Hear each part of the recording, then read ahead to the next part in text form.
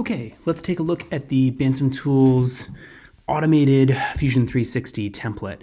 This template is distinct from the more basic Fusion 360 templates in that it does look at the part geometry and produces toolpaths in a much more automated fashion. As you can see, this template also includes the T-slot bed, which is included with the Bantam Tools desktop CNC milling machine. And each of these templates is built out according to a specific material type and stock material that we sell in the store. So what this means is that when you go to configure your toolpaths using this template, it does not require that you do the stock setup. And also the toolpaths are going to generate in a little bit more of a seamless way. To use this template, you'll insert a design that you already have in Fusion, right-clicking on that design from your left-hand toolbar. You can select Insert into Current Design. Most of the designs will populate along the machine bed, meaning that it is sitting on the bottom of the part is sitting on the top of the bed, and they're also contained within the stock. Some of them will need to be adjusted depending on how the work coordinate system was set up in your model, but you can use the Modify Move tools to align that part. The next step is to drag that model into the main model folder. And once that's complete, you can head on over to the Manufacture tab, and we'll hit Command G.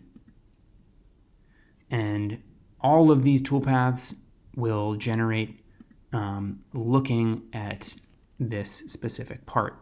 Now again, these toolpaths, similar to our basic Fusion 360 templates, are broken out according to the operation as well as the specific tool.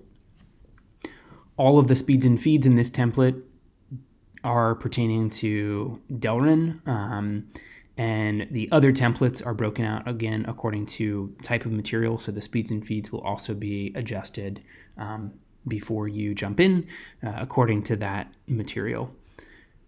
The next step is to select the toolpaths based on the tooling that you have made available to you and the design.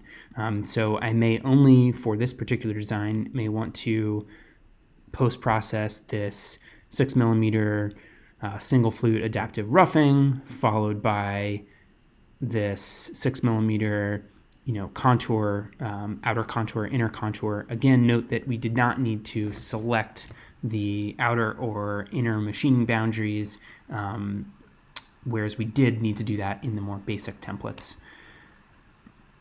Then when you come into this contours and finishing folder, you can again select the contour or finishing strategy that best applies to your design or the tooling that you have available.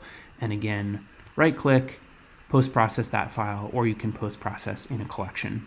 It's a bit of an a la carte experience with the more automated Fusion template. There are more toolpaths than you will need in your particular design. But this larger collection makes it more adaptive to other designs and many different types of designs.